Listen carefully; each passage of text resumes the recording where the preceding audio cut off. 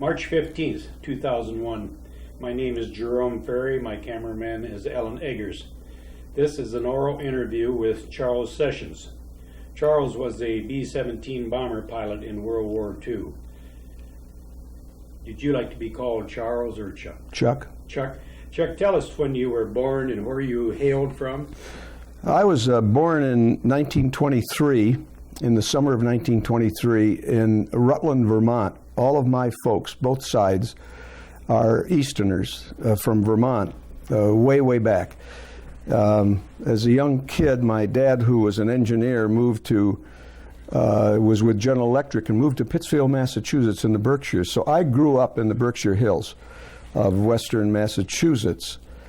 I always liked airplanes, and what did you, was there any particular thing that, as a small boy, that spawned an interest in aviation? Yeah, we had an airport in our city, which was about 60,000 back in those days.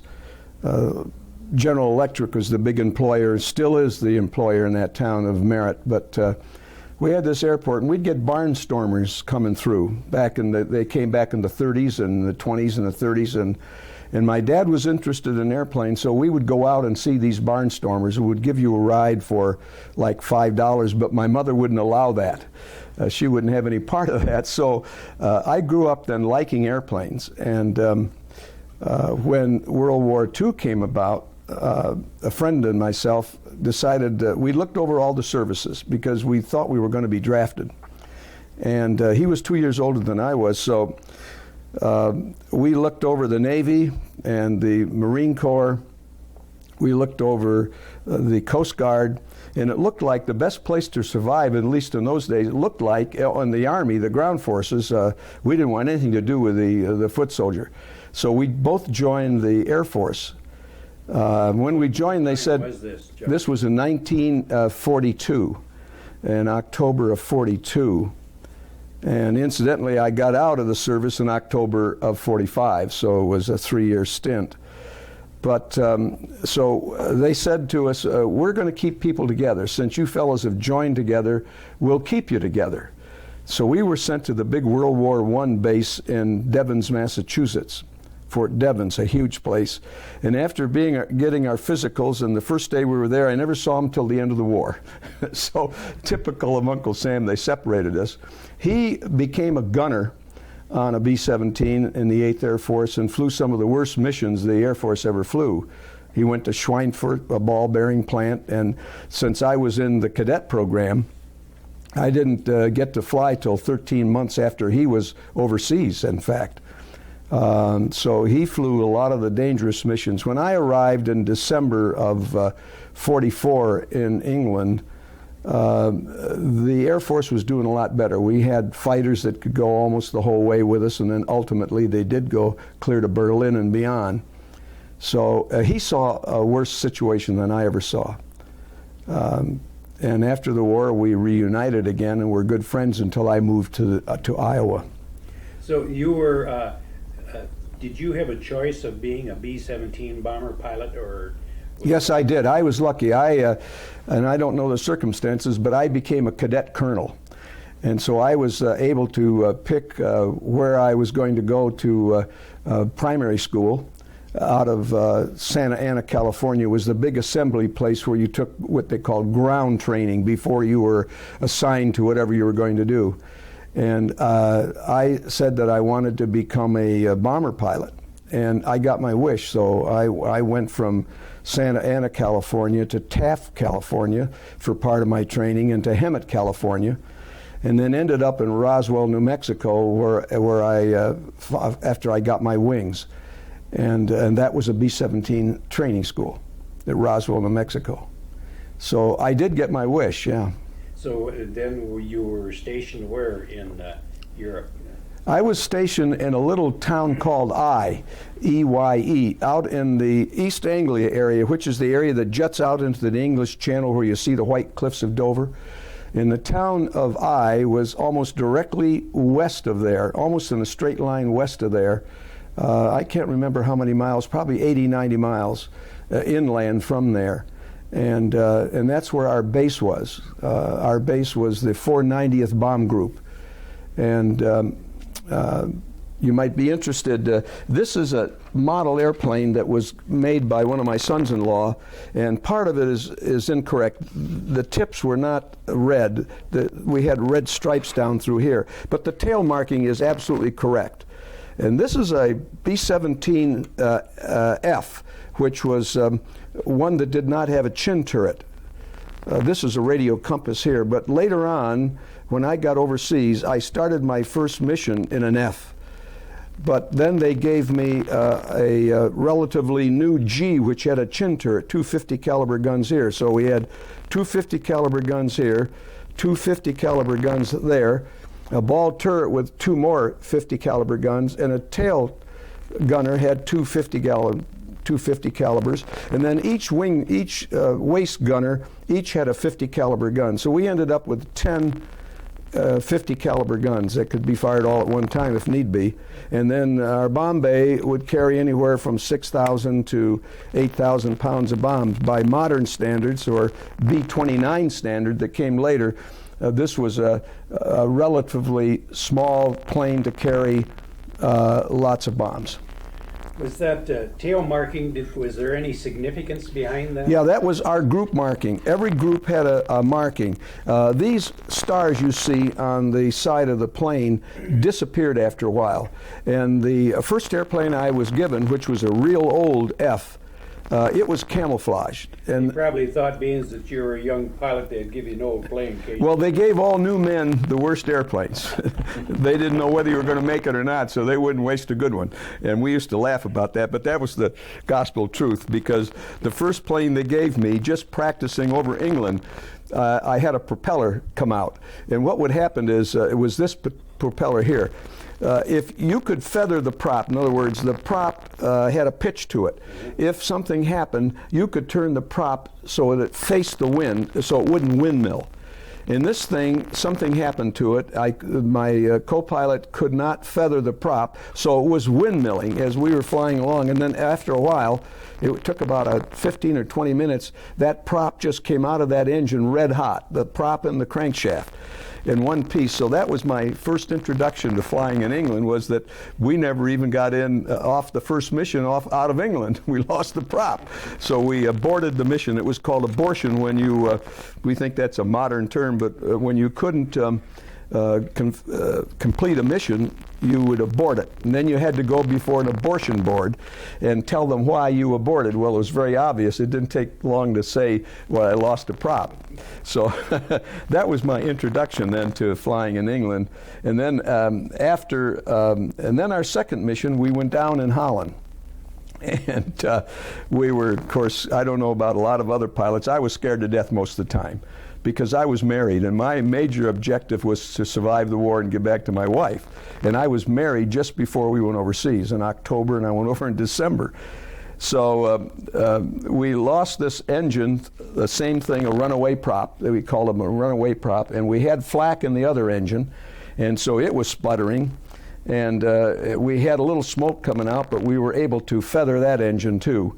So we had the bombs yet to go, and we were almost to the target, which was the bridge over the Rhine River at Wessel. And they went after that several times, and to my knowledge, they never did get that bridge. So I said to the fellows, well, I don't think we can make it back, so we better see if we can get down on the ground. And so we called Air Sea Rescue, and a P-51 pilot. We were still at about 22,000 feet after this happened. And so this fellow came up after a bit, and they vectored him into us. In other words, they radio vectored him in. And he said, what's your problem? Well, he could see what our problem was. And he said, well, can you make it back to England? And we said, no. Well, later on, I'll say after my 10th or 12th mission, I wouldn't have done that. I wouldn't have tried to set down in a country. I would have gone back to England because I knew I could make it. In those days, I didn't think I could make it. So he took us down to a large airfield, and it turned out it was in Eindhoven, Holland. And Eindhoven today, I think, is the headquarters for the Philips organization, the big electrical organization, make light bulbs that we put in our lamps on a regular basis. And so the place was covered with wrecked German planes, and the British had it, but we didn't know that at the time. So we landed there, and a fella came up in a Jeep and turned out to be a British air officer and said, "We'll get you back to England," which made us feel pretty good because we didn't know whether we were prisoners or what, you know. And I had to go again before an abortion board. And it wasn't treated very nicely because they said I should have attempted to throw things out if need be and come back to England. So we didn't ruin the airplane, and they later on brought that thing back to the base, fitted it with new engines, and returned it to the base. I never had to fly it. They gave me a new plane then. So after that mission, they gave me a brand new airplane. Well, it had a few hours on it, but we were hoping, we flew an airplane over. We left from Savannah, Georgia, which, by the way, is the headquarters of the 8th Air Force. I think it is still the headquarters today, but it was formed in Savannah in 1942 at Hunter Airfield, and so we took off from there to go overseas, thinking that maybe we'd get this new airplane. Well, we never saw that airplane after we landed in Scotland. Somebody got it, but we didn't get it. But they did give me a new airplane that lasted the rest of my missions, and we flew 25. You flew 25 missions. Yes. Could you say that just about all of those missions you encountered flak? Oh, every mission we encountered flak. Some of it didn't bother us. I mean, it came before we got there or it came after we left. And then sometimes we would be in flak. And I have some very interesting pictures downstairs in my office of my plane in flak.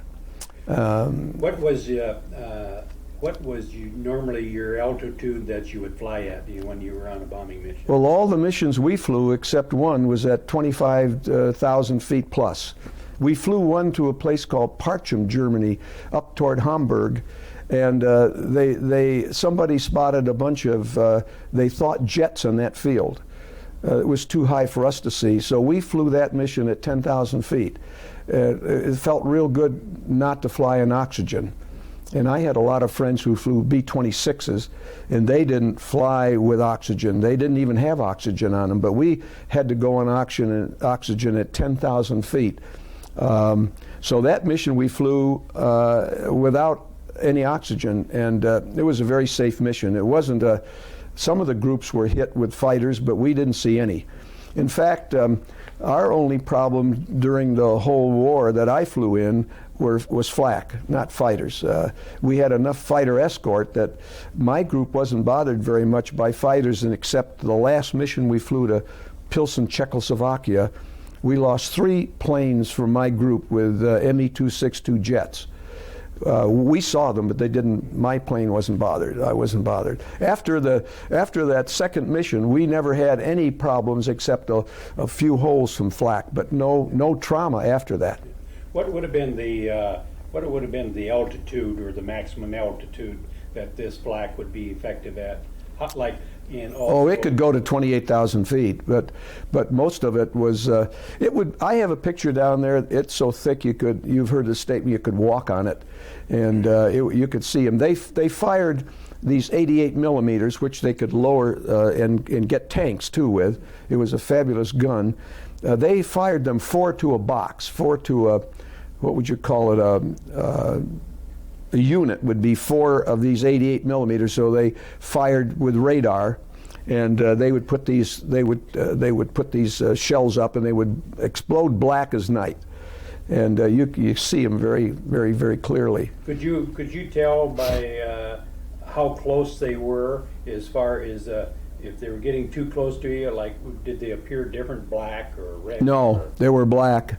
Black. And yeah, you could tell if they were close to you.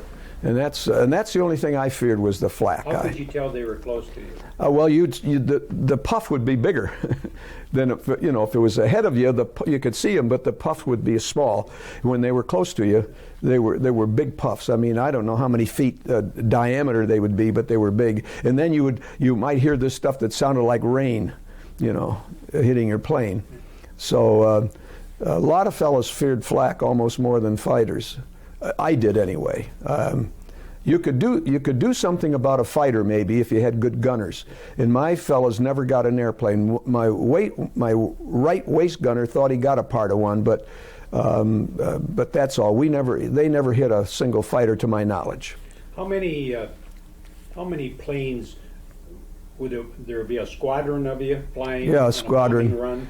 No, How many normally, would that consist of? well, normally there would be a normal group was 36 airplanes. There would be some that might have more, but the ones that I was from, I was in what they called the 3rd Air Division. There was 1st, 2nd, and 3rd Air Division, and I was in the 3rd Air Division in the 490th Bomb Group. And each group had 4 squadrons, and I don't know why, but I was in 2 of those 4 squadrons. That we had one. I have a cap out there that says 848th Squadron. I was in the 848th, then there was an 849 and an 850 and an 851. So during my term over there, I was in the 848th, and for some reason was transferred to the 851st. I never changed my Quonset hut I lived in, but I was in 2 different squadrons, and I don't know why that happened. So I suppose I could wear 2 caps, one saying 848 and the other one 851st. But So was your squadron? Was they all flying at the same level, or were you? No. Well, a squadron might be flying at the same level, but a group would fly at 3 different levels. You would have a lead, you'd have a high, and you have a low. And then they would group those as close together. In each element, there were 3 planes: a lead plane, 2 wing planes, and that's the way they flew. So if you looked up, like a fighter pilot might look up, he would see planes going over, and if they were in good formation, you could actually see a group. I mean, they would be separated by maybe 2 or 3 miles from the next group ahead of you or behind you. We flew several missions that were 1,000 planes. It's amazing. I mean, it'd take hours for them. We'd spend 3 hours sometimes just forming over England before we ever left the channel. So it took a long time to get them together. Did you normally have fighter escort? We had fighter escort. When I first got there, we had fighter escort. Of course, we already had France when I got there. So the B-26s, many of them were in France. They were 2-engine bombers. I have a friend in town, Jack Walters, who flew a B-26. Most of those a lot of them were stationed in France, but some were stationed in England. So we had fighters. When I first got there, we had P-47s, a very big airplane, and then we finally ended up with P-51s. And that was a fabulous airplane. They carried 2 drop tanks so they could go all the way in, and then if they saw fighters, they'd drop those tanks. And then they would have to come out of there after a while. But they had tremendous range. So they could give us escort all the way into Berlin and all the way back. So what would have been your targets? Well, I flew to Parcham Airfield on the 25. I can't remember all of them without reference, but the major ones. I went to Parcham Airfield. I went to Dresden, which they bombed, about off the map. I went to Berlin about 3 times. I went to Hamburg, Wilhelmshaven, which was where they had, I think at Wilhelmshaven they had submarines there in that area. I went to Merseburg, Magdeburg. I didn't go to Schweinfurt. That was ball bearings, and that was terrible raids. On the first raid to Schweinfurt, remembering my history of the 8th Air Force, they lost 60 airplanes, 60 B-17. So that's 600. You take 60 airplanes times 10 men. You could look at the death loss or prisoners, one or the other. We lost in the war. The 8th Air Force had a death loss of 26,000 men, death loss, and 28,000 either in prison camps or missing in action. So the death loss was, so the experts say, was more than the Marine Corps and the Navy put together during the war. It was, the average fella, they said you might make it to 10 missions, and some fellows didn't make it to 10 missions. They either shot down or prisoner. I have a good friend in church who only made 2 missions, and he ended up in the prisoner of war camp for the rest of the war. And you made 25. We made 25. Yeah. You must have led a good life. The Lord Well, we was were, watching up. yeah, we were lucky, really lucky. And then, of course, we flew the last mission of the war too, and we had control of the sky, so it wasn't all that dangerous. I mean, you could still die somehow, but it wasn't all that dangerous. And compared to those fellows that went over there in 1942 and 43 and then 44, it was really bad then because they couldn't get escort all the way in. They didn't have the P-51, so it would go all the way in. But when we got the P-51, that was the great equalizer. Did you find, as you made more missions, that you become overconfident? Oh, I didn't. No. Cocky, or was you? There might have been some. There might have been some overconfident people, but the two of us on our crew of 9 were married. And so my major objective was to get back to my wife Doris, and so was my bombardier's major objective, to get back to his wife Sue. But no, we never became overconfident. No, no way did we. Off camera, Chuck, we had asked you how often you'd be required to make a mission. Yeah. Okay. All right. Are you going now? Day? Huh? Yes. You would fly as many missions as they told you were going to fly, and sometimes we'd fly 3 days in a row, then we wouldn't fly for maybe 3 or 4 days, or maybe longer if the weather was bad. But everybody wanted to get the missions over as fast as they could, so nobody ever argued about having to fly, to my knowledge, at least in my group, having to fly more than 2 or 3 days. I don't think I ever flew more than 3 days in a row. I'd have to look at the records, but I don't think I did. What time did you normally have to get up in the morning? You made a bomb.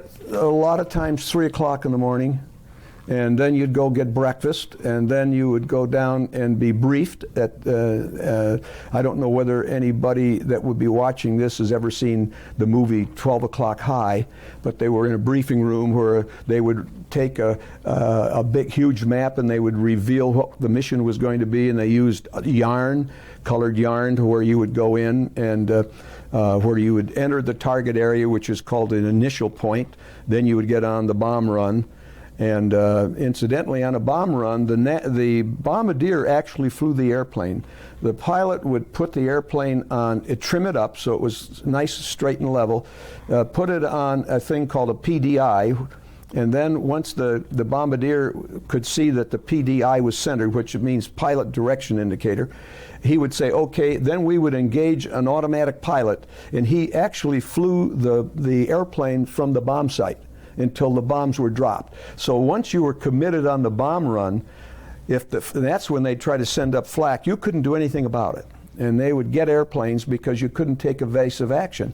So you were sitting ducks when your bomb bay doors were open and the bombardier had charge of the airplane. And just as soon as he dropped the bombs, then he would yell to us that bombs are away, and then we'd take the airplane over again. But he flew it. So it was all fogged in. What would you do in that case? Was there an alternate target? Yeah, we had alternate targets. They called them tertiary, second target or tertiary target, and then it was up to the group commander to decide where he was going to go, and that was usually generated where they were going to go by the wing commander, so somebody representing the wing. So you had squadrons, they made up a group, the group made up a wing, which was so many groups, and then so many groups made up a division, and there were in the 8th Air Force 3 divisions. So who was the boss on when you flew over there? Who would call the shots as far as aborting or turning away and going to an alternate target? It would be the commander. Generally the wing commander, because so many groups would be in that wing, and either the wing commander would be flying, or he would have someone representing him flying, and they would make that decision. Yeah. Okay, we were talking earlier about flying at 25,000 feet. At what altitude did you start using oxygen? 10,000 feet. 10,000 that was feet. mandatory. Yeah. I see you have in your hand. Yeah, I thought that you might be interested. If you see some of these things like JAG, which is a popular program today about Navy flying, they wear a mask much different than this, but this is the mask this is my original mask. This plugged into another flexible hose that was in the airplane that was connected to an oxygen tank behind my seat. And my co-pilot had one of those tanks also. And then there were these oxygen tanks were scattered around the airplane, so that the tail gunner had his own, and the ball turret gunner had an oxygen tank, and the waist gunners had one they took, and then the upper turret gunner, who was the engineer of the plane, he had another tank. And we would be on these things from 10,000 feet. And after you flew quite a few missions, you could almost tell somebody that was in the Air Force because they had a bump on their nose right here, caused by the top of this mask. And then I had my bump for kind of a little nodule for, I would say, 10 years at least after the war was over. Now it's disappeared. But we would have these nodules because you have this mask on. You can picture that for up to 10 hours maybe. And it was irritating. They would freeze on the inside, and you'd have a sore face. And then after a while, it got to a point where you had a mask outline on your face. If you were flying quite a few missions, one after the other, it didn't get a chance to kind of heal, because it was like 40 below zero up there. And one of the jobs of the co-pilot, and then we would share flying about every 10 or 15 minutes. The other person would take over. And so we spent our time, a lot of the time, scraping the windshield so we could see, because it would frost up. How about if you're wearing that, and it was that cold, won't that thing frost up on you?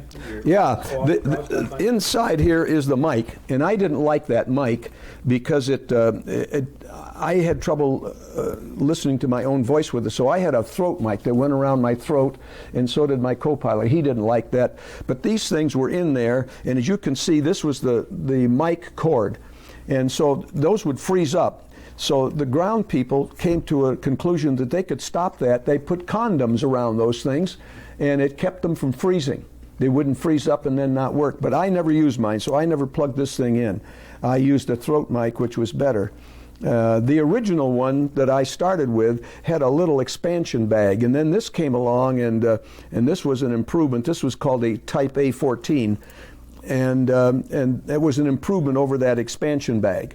The regulator took care of it, but part of this problem with your nose, if you can see it, this is old now, there's a wire sticking up there.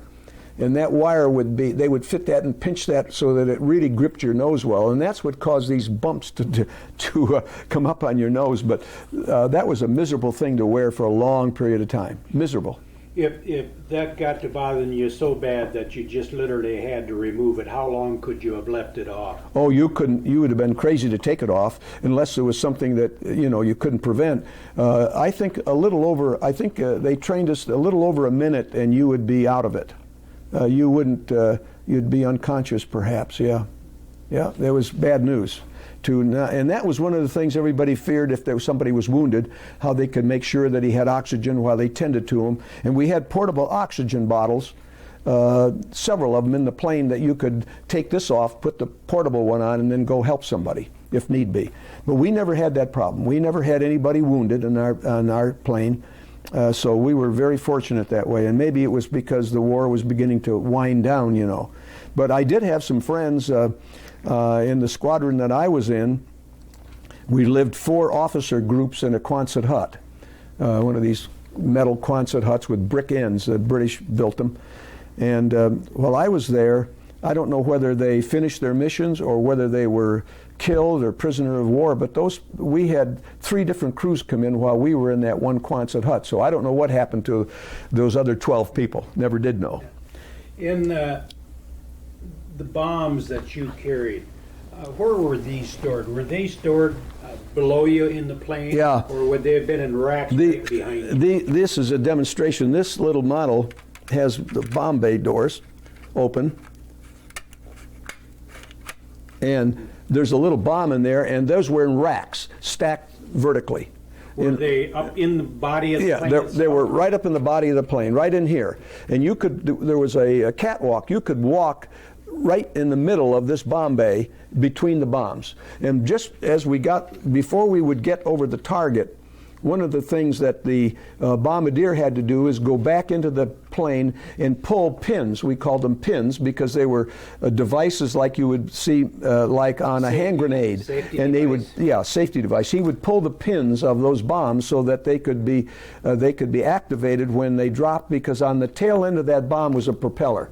And as that thing went down, that propeller would start to go around and it would arm the bomb.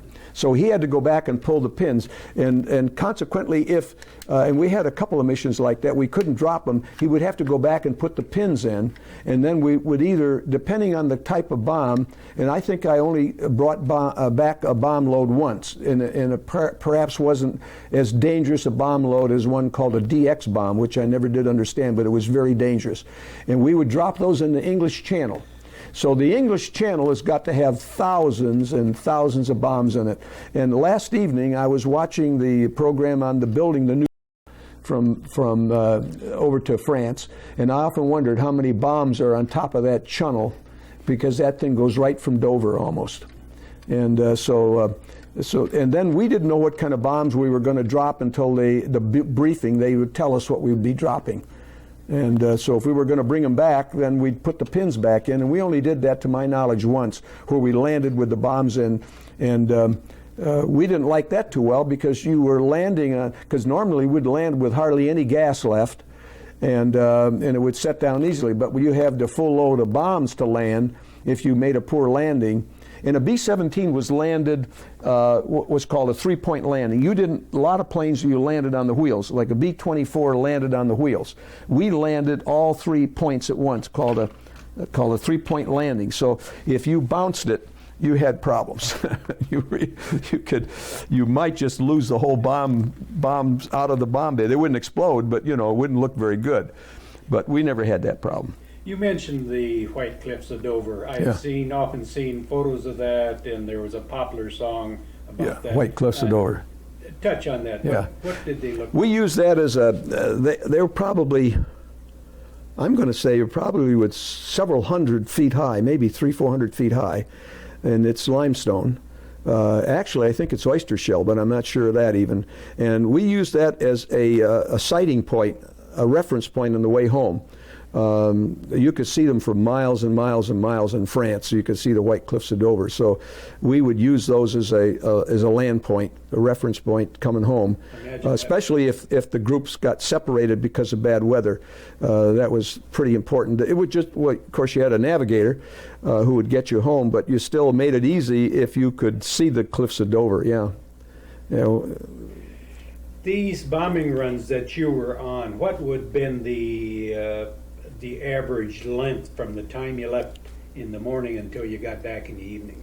Well, when we talked last time, they could run anywhere from 7 hours from the time we took off until, like, we might take off at 4 o'clock in the morning, and we might not get back till 4 o'clock in the afternoon by the time you circle the field and the whole work. So I would say the average probably ran around 8 hours, perhaps. I could be wrong on that, but I think at least 8 hours. Okay. So what I wanted to ask you was, that's a full day's work. What did you do for meals? Did they pack you lunches to take along? No, we didn't eat anything until we had a good breakfast if you were hungry, and then we would have dinner. We'd have to be debriefed. And they always gave you whiskey because some of the guys needed it. I didn't drink. I still don't drink very much, but I never liked hard liquor. And you were entitled to a shot of whiskey when you got back before you were debriefed. To calm your nerves. And a lot of the fellows took advantage of it. My co-pilot usually took mine. Because I didn't like hard liquor. If they'd served wine in those days, I would have taken a glass of wine. Was there anybody using marijuana in those days? I don't think I ever heard of the word marijuana until after the war was over by a number of years. I hadn't any idea what marijuana was. I don't know of anybody. About the only drug that anybody ever took was whiskey, and we did have some guys get drunk. We did have some people over there that would. And I saw a movie about a German fighter pilot, a real documentary, where he ran to the end of his airplane and then vomited before he took off. And that was, some of the fellas did that. I didn't have that problem. And I don't think anybody in my crew did. We had a lot of bad nerves, but we didn't vomit like some people did. But some of those guys, after a lot of missions, just the thought of having to go back up there again, it made them really under stress. We didn't have that problem. If it was 40 degrees in the plane, how did you keep warm? 40 below zero. Oh, right. We had electric suits, or we had electric boots, electric gloves, and electric suit. They were light material that plugged into the generation system on the ship. I didn't wear an electric a jacket. I wore a jacket that, and maybe you've seen them in the movies, it was sheepskin. And I wore sheepskin pants and sheepskin boots. The ball turret gunner couldn't wear anything like that, so he wore an electric suit, and they were able to keep from freezing, but just barely with those electric suits. And then everybody wore electric gloves, especially a lot of the fellows who were gunners. I didn't wear electric gloves. We had some real good gloves. We had a silk glove we put on first, and then an insulated glove on top of it. And you wouldn't think silk would keep your hand warm, but and I had one of those silk gloves until several years ago, and then the moths or something got it. But they fit tightly, and then you'd put your leather-lined insulated glove over it, and they were very comfortable. But it was cold, really cold. What did you do for bathroom facilities? Everybody had, well, some of the fellows took tin cans along, and the pilots had what was called a relief tube. It was a funnel. It was right under your seat, and if you were in altitude, you couldn't use it because it would freeze before it ever got out the tube. So what we carried was a bucket up there too, and it was a real job to get out of all these clothes in order, if you can picture it, to relieve yourself. It wasn't easy. Did you find yourself in the heat of battle, or when things got a little tense, that you would have to go to the bathroom? Some of the people did. I don't remember. I didn't have that trouble. My big trouble was I'd get so frightened that at 40 below zero, my hands would be sweating. I mean, they wouldn't be frozen, they'd be sweating. And my co-pilot was about the same way. His hands would be just not wringing wet, but they would be sweaty. And you wouldn't think that would happen at 40 below zero. But because most of those missions were between 35 and 40 below zero. It was cold. The number of missions, did that mean anything or count towards anything? Or were you required to fly certain? Yeah, you were. When they first went over, they had to fly 25 missions. And the Memphis Belle was the first plane that finished 25 missions. Then they were losing enough people. The death loss was going up, and it took in those days about 13 months to train a four-engine pilot. They were beginning to have them fly longer, so they raised it from 25 missions to 35. And I would have been required to fly 35 missions had the war continued, but I flew one of the things I'm proud of is that we flew one of the longest missions, the 8th, flew to Pilsen, Czechoslovakia, in the tail end of April. And then the war ended May 8th. So we flew that one, but we at that time had 25 in. And so we would have flown 10 more had we lived if the war had gone on. But I don't think the war could have gone on. I think they were just they were done in. They didn't have anything left, So it ended. I don't know whether you'd be interested, and I don't know whether it will show up, but this is a picture of my plane, and this is a picture of flak, if you can see the flak there. And that's not as bad as some of the pictures I have. But that gives you an idea what flak is. And they came up 4 in a burst, and they would burst almost simultaneously at 4 at a time. And then this is a picture of my plane dropping what's called a train of bombs. Those things would begin to walk as they haven't even turned over vertical yet. And that's the way they came out of there. That sequence by the bombardier, he sets that, depending on what the people forming the mission told you to bomb, whether to drop them all at once or to drop them on train, and that's what this is, train. And those bombs now, starting right here, it's beginning to go down, and they'll finally get vertical, and they'll walk right down a field or down through factory, one after another as they separate. That's called a train. Then they would salvo the bombs. They could drop them all at once, and there was just a mass of things coming out of there. But this was on train, and you can see the bomb bay doors are still open. And the airplane would go up maybe 50 feet after you got rid of them, so you can see this nose is coming up. So just as soon as they left, we would push the wheel forward so that we didn't go way up. Did you have to do something within in the bomb bay to mechanically to get these bombs to come out at a different sequence? Or No, that was all done with the bomb sight. After he had a little console there, then he would set how they were going to be dropped, either salvo or on train. And so the bombardier did that, and based on the instructions that he got during the briefing. But this is a picture I've always enjoyed because this is what's called a strike photo. On the original that I have, it tells the place we bombed and the altitude. So those are on all the photos. But and then you can see that this plane, the new plane they gave me has the guns up in front called a chin turret. This plane, that's a G airplane, a B-17G, the last series. This is a B-17F, and it does not have a chin turret. It has a radio compass in there. So the plane basically is the same, except some improvements were made, and one of them is they gave them a chin turret, which this plane, this etching does not have. This is another plane I flew, and that chin turret is even more in that particular plane picture there. Could the crew in these planes, could you communicate amongst each other, the gunners? And Oh yeah, navigator, sure. Was there Intercom. Was there a lot of chatter, or did it? No, we didn't want chatter. We wanted. What we would do, just as soon as we got to altitude, the pilot's job was to call everybody in the crew one at a time, and they would report in based on where they were. Like the engineer would say, everything's A-OK. And then the waist gunner would say so-and-so, and the radio operator would say the same thing, and the tail gunner and the ball turret gunner and the upper turret gunner would say everything's okay. And so then we would check in probably every 5 to 10 minutes to see if everybody was getting oxygen, see if everybody was okay. You checked your guns after you got over the English Channel. You would check the guns to make sure they were working right. And so the pilot's job was to tell them, hey, check your guns, make sure they're going to fire. On each airplane, one of the men, waist gunners usually, were charged to be the armorer, and his job was to make sure all the guns were clean. In other words, he may not have to have cleaned them. The people in armament would do that, but it was his job to make sure all those barrels were clean, because they'd bring the barrels out and put them in the guns.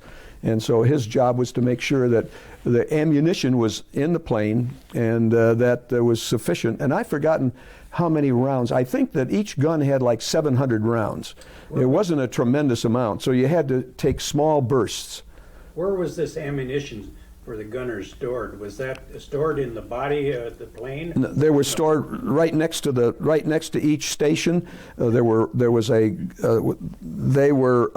boxes that held these 50 caliber guns in belts, and it was self-fed. The recoil of the gun put another slug in the barrel, and they were instructed to shoot short bursts. And then we had, I think, every fifth bullet was a tracer, so you could see helped you see where the bullet was going. Because you think of a gun being fired as a straight trajectory, and it isn't. It arches and goes down pretty fast. So you could see those tracers going out there, and that helped them see where they were shooting. That helped, yeah. Okay. Chuck, did you ever have the occasion to get back to England?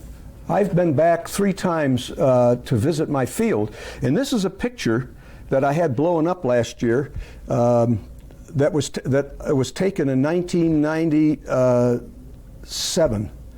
And that's my field that I was stationed. All the buildings are gone. The runways are still there. This particular runway right here, there's a contractor who's building sections that will go into houses, insulated panels that become walls of houses. But you can see 56 years after, this is the 56th year that I was over there, and those runways are still there, and they're still in good shape. This is not an active airport. No, it's not an active airport. The farmer that owned the land is farming all around it today, as you can see, because all of this area around here on the outside were all called hard stands where the planes were kept. And some of those hard stands are visible, but he's farming that area today. Did you get to know any of those? We knew the farmer right next to us. His wife would give us bread every now and then because all that separated us from his house was a... See, we were at least a mile from the field. We lived at least a mile from the field. She would give us bread over a fence that was there, and he had a huge, he had cows, and he fed them turnips, rutabagas, and they would let these things ferment, and it was a terrible smell most of the time when the weather was warm, and she would kind of make it up to us. She'd bring us bread. But that's a picture of the field, and this main runway is an east and west runway. In other words, if we took off from there, we'd go right over the cliffs of Dover from this field. And then within 3 miles or more from us, maybe 4 at most, there would be other fields. So it was a congested area, especially when you came back from a mission and all these people were trying to land on their own fields. And one of the things that they did when I first got there, the first 2 or 3 days we flew, go up to orient ourselves where our field was in reference to other fields, and we were told to pick out prominent points of reference so that we could tell in bad weather or whatever, so we could get back to our own field. Not that you would be, discharged or something if you went to the wrong field, but you wouldn't feel very good about it. You wouldn't feel very professional. So we got to know every little part of that little town, and we would go into that town. There was a pub in there. The fellows liked to go in and get beer. And I've never been much for beer either, but I did drink a little of that beer they had over there. But that field is called EYE, and it was called Station 134. So you get those things are in your mind forever. I guess you never get rid of those. With all of these planes taking off and landing at the same time, I assumed you had some kind of a flight controller. Oh yeah. That directed you? Well, coming home, you landed by squadron. So you didn't even have to talk to each other. You came back in a formation. You didn't come back by yourself. You came back in formation. And then the squadrons would, we would go around like this over the field, and the squadrons then would bail out, or not bail out, but come down, and each element, 3-plane element, would land in turn. So it was all choreographed. It was, you could count the planes that were left or missing or whatever. And that was all done very orderly. And then you'd get all on the ground. And then if you couldn't make it back, if you ran out of fuel, the British had a huge landing field south of the cliffs of Dover, about 25, 30 miles, and it was like 10,000 feet long, huge. And a lot of planes that couldn't make it all the way back to their base would land there. And then some would have to ditch in the channel. A lot of planes ditched too. They didn't have enough fuel. So I had a fantastic engineer. He was responsible for managing the fuel, because we had wing tanks, and the tanks were in the wings in this section right here. And then out here in the end, they had tanks that they put in after a few years when they found out that they had space, and they called them Tokyo tanks. And they only worked by pulling a plug, so to speak.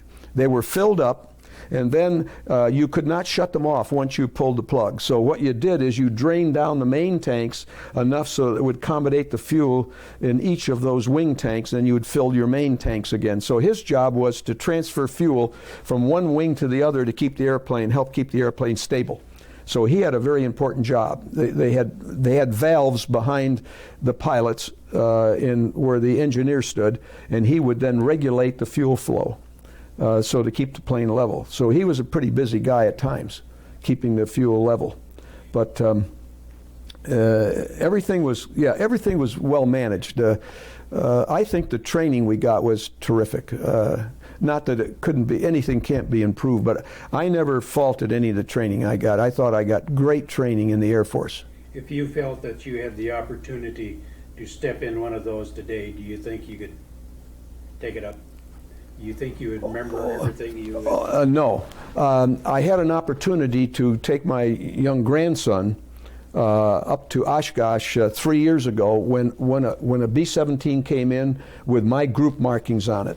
And it's now kept down in Tucson, in the Tucson area. And so I went up to the pilot who flew it in, a young fellow about 40 years old, and I told him who I was, and he was elated. I said, I flew in that group, and that squadron happened to be there. The squadron markings was my squadron, one of the 2 squadrons I was in. And I said, could I take my little grandson up in this thing? So it had the guns. It had never been in combat. It was made at the tail end of the war. It was in absolute immaculate condition, still is. So we got up in the pilot's compartment, and I let him sit in the pilot's seat, and he had eyes like this large. And then later we took pictures of him in front of the plane after. And then I had those blown up with a plaque put on it so he'd remember when he did that. But I think that I could fly it, but I couldn't go through now, 56 years later, the sequence of doing things. I mean, I'd have to review it. Somebody'd have to help me. To fly the thing, I don't think I'd have any problem at all. Chuck, tell us, when did you leave the service and what you did from thereafter? Well, I left the service in October of, was discharged in October of '45. I went back to college, finished my college. It's interesting. Where was that? I graduated from Iowa Wesleyan, and the reason I went to Iowa Wesleyan is when I signed up for cadets, I was in a B-17 engine school in Amarillo. And one day in the mess hall saw a sign that said, would you like to fly for the Army Air Force? And at that time I thought, man, this is going to be a rough job being a mechanic. And so I went and filled out the paperwork that day and then took their tests, and I'd been pretty good in school, in high school, and I didn't have any problems passing them. And so back in 1943 when I did this, they sent people to what they called college training detachments, and they had these all around the country. And they put you in them for about 4 months to see if you could handle the physics and the math and the English. We had English, you know, that type of thing. And I met my wife, who at that time was a sophomore there. And so that's how I got to Mount Pleasant, Iowa. And we got 10 hours in a Piper Cub there to see if we'd even like it. In other words, to see if we had, I think they were trying to test and see if we had coordination. So, and they could tell, you know, we didn't solo those Piper Cubs. We flew over that countryside down there and got 10 hours of flying in. And so that's how I got to Mount Pleasant. And I was so impressed with the little school down there and how you got to know so many people that right after the war, I decided to come back here and go to school. My wife was from Mount Pleasant, and I decided I was going to go to Iowa. So I went up and looked over Iowa, and they accepted me. But then I got, well, that's such a big place, I'm going to be a lost number up here. So then I went to Wesleyan and graduated from there. So that's how I got to Iowa in the first place. And then her father worked for Allied Mills that made Wayne Feeds, and there's a Wayne Feed plant in Iowa City. And he had such a great livelihood and made so much money in that business and owned 2 farms because of it. I thought, wow, I was going to go back and work for General Electric. I had a job offer because before the war, I was working in General Electric, and then they had to take you back. You know, that was part of getting out of the service. You were entitled to go back to where you were. And my dad was working at General Electric. And I thought, I think maybe I'll go in the livestock feed business, and that's how I got into it. And then I put 32 years into it and then took early retirement. And a good friend of mine lived right here in Cedar Rapids, and he was a vice president at Vigortone out here, which is on Council Street. And he said, why don't you come out and work for us? I thought, I retired at 57, and I thought I'd had enough of work, a little over 32 years, and I thought, and within 3 months I was a basket case. So I did accept his offer, and I came out here in 1980 and started a personnel department out there, and became the vice president of human resources for Vigortone, which was owned by Beatrice Food, the big food giant out of Chicago. And And so I retired in 1986 from there. So that's how I got to Iowa. And I wouldn't want to go back east for any money today.